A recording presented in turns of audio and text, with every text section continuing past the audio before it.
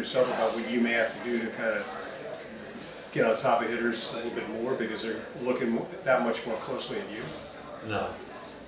You know, this game's constantly adjusting, and you have to keep adjusting with it. You know, I don't see that changing a whole lot. You know, there's not any one way to get someone out, and so you just got to keep making adjustments. That's what this game is about: is who can make the adjustment faster. When you were talking about letting your arm kind of ease into it, did you use the term "let it eat"? I may have. Yeah. Does that mean throwing your heart? Yeah. Sounds like you got a monster attached to your body. Yeah. That's maybe a little locker room terminology slipping out. You faced Aoki a couple times recently. What do you see him bringing to the Giants? I mean, he's a tough little scrappy hitter. He's gonna find a way to get on base. You know, and it's good to have people like that. You know, you don't always need the Miguel Cabreras of the world. You need people to get on base for those guys. And I feel like he's going to be that type of player for us. We go to battle every time he's in there and try to find a way to push runs across the board. Is it more important to have a power hitter or something scrappy? You got to have both. I think that you got to have both to have a championship ball club. So you haven't let it eat yet? A couple times. Yeah. But more like between now and spring training? Yeah, it's constantly building up from the first day that you start. So, you know, I just take it easy and try to get as close as I can to that peak about when spring training starts. And then when you start playing games, then you know, there's no way to duplicate facing a major league hitter. So when you start getting into those moments, it's going to bump up just a little more, and then try to maintain that throughout the year. What are some of the important things you've learned from Dave Rigetti over the years? How to throw the ball over the center field wall. It's a useful skill. Yeah.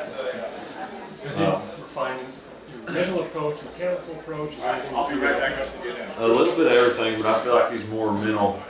He's more important to me on the mental side of things than anything. And I mean, but you know, there's no way I can tell you just one thing that I've learned from this. Anytime we have a conversation, I feel like I'm learning something from him. And how do him and Mark Gardner kind of work in tandem with you guys?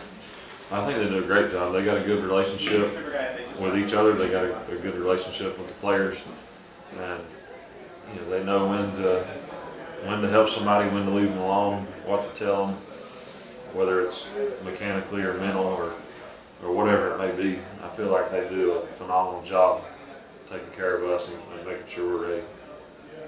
When did coaches kind of leave you alone trying to fix your three-quarter slot in terms of, hey, that's not the correct delivery when you were younger? And obviously that's worked well for you. I mean, was there a moment when they finally said, okay, we give up, this is working for you, clearly? They never really tried to change the arm slot. Just the, you know, other parts of my delivery and mechanics. They tried for, you know, just a few games, and it was a terrible couple games for me in A-ball, but we ended up just going back, and you know, obviously there were some times throughout my career, and I'm sure there'll be more, hopefully not, but where you kind of get out of that, and you're having a couple issues that you got to try to fix, whether it's you know, however you get it. There's all kinds of ways that you can get out of whack on stuff, but you know, I find that the more you learn, the easier it is to correct it. And you know, I'm always trying to learn my delivery and learn what I need to do to keep it the same and at its best. So, just out of curiosity, the internet lately, in the last couple of days, has been a buzz about the photo of you and Jason Momoa. I mean, there's always something, it seems like, this off season, and I mean, just having sort of created this massive name for yourself, you know, in a way, just by doing what you do. How's this off season been different for you? Man, it hadn't been different for me. Maybe it's been different for you know, some other people, but I stay the same and haven't changed anything. there's been a lot of doors opened up because of the postseason, I guess, and a lot of friendships made, and it's been a blessing for me. Stuff that I never thought would have happened or could have happened has happened, and it's been a lot of fun. But I know, and everyone else knows that you can't let it change who you are. We see that. You see it happen a lot in a lot of sports, and that's never something that you want to do. So it usually don't work out for whoever that may be. But I feel like my roots are strong enough to where I don't have to worry about that. Have you gotten new endorsements besides the underwear? Yeah, there's a few things, but we kind of kept it simple and just did stuff that meant something to me and the family and our lifestyle. So, Can you share that? yeah, we just the reason we were with Jason Momoa, actually, he was directing a Carhartt commercial. The Carhartt's a clothing brand, Yeah. and so we were doing that. That's kind of more of a blue collar type thing with Carhartt. It's about working with your hands. Make just work clothes, stuff that you can work in. Do you wear a lot of Carhartt? Yeah, all my life. So that was pretty cool thing for me and the family to get to be a part of that. Anything else? Not really anything yet. Nothing outside of the baseball stuff, really. Unless I'm forgetting. Sorry, is that a national commercial? I believe so. Yeah, I'm probably not the person to ask. So. And it's like a TV commercial and a print, both? And what? Print, like magazines? I don't know. I know You did a the commercial. TV commercial for sure. I'm sure there might be in this magazine. I don't know. I can give you the guy's number if you want to call and ask. Okay. Besides the last out, which obviously you're out on the mound for, what was your most memorable moment from the entire playoff run? There's so many. There's so many, but I don't see how any of them could top Ishikawa's walk off. I mean, there's a lot that could come close, I'm sure. There's just, man, you pick one game and you're gonna have something. But that's if you know the whole story, that's the one that tops them all for me. You don't ever wake up, have a nightmare about that ball in left field being booted around? No. I mean, when it was going on, I didn't think that there was a chance that he was going to score.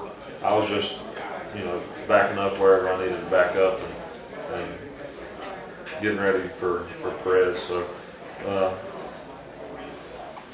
if I would have been out there worrying about what just happened, we might be talking about something different right now. Right.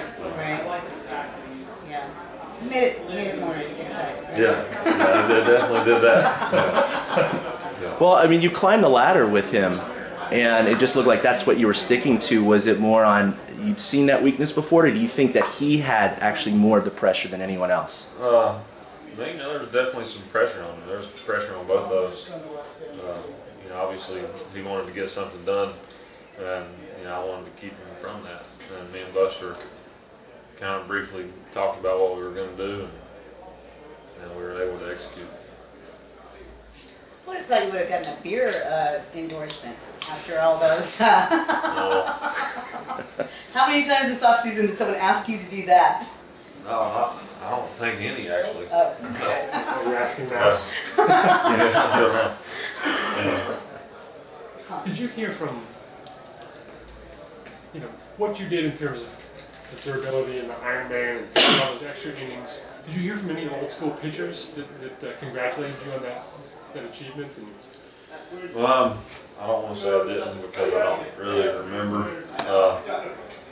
Not any that I can think of. I right offhand. I mean, just besides the guys that are here all the time, like for the parade and stuff, there's some of those guys here, but outside of that, not that I remember. I can't remember. There's been so much stuff happening this offseason. It's tough to remember all of it. The guys around here, you mean like Marichal? Yeah, they're here, you know, almost every day, and you know, outside of that, it's tough to say. Do you have you had any contact with any of the guys who are going to be joining the team this year? Like Aoki or Aoki? Not outside of today. Met Casey for the first time, and that's it really. Hadn't got a chance to talk with Aoki or wrestle with him or any of that. So.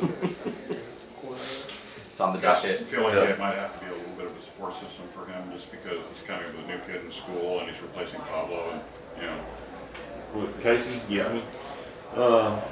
I think he'll be just fine. He's been around, and I'm sure that he's got higher expectations for himself than anyone else could put on him. So I'm sure he's not worried about that. I don't want to speak for him because I don't know him that well yet, but he seems like a hard worker and somebody that knows how to go out there and just worry about doing his job. He can join your country corner. He lives in Tennessee. Yeah. You know, he's from Santa Cruz. Yeah, he can. Anybody's invited. Can I pull Madison? Yeah. The right-hander for the Giants throws. Swing and a miss! And that's it! The Giants are world champions!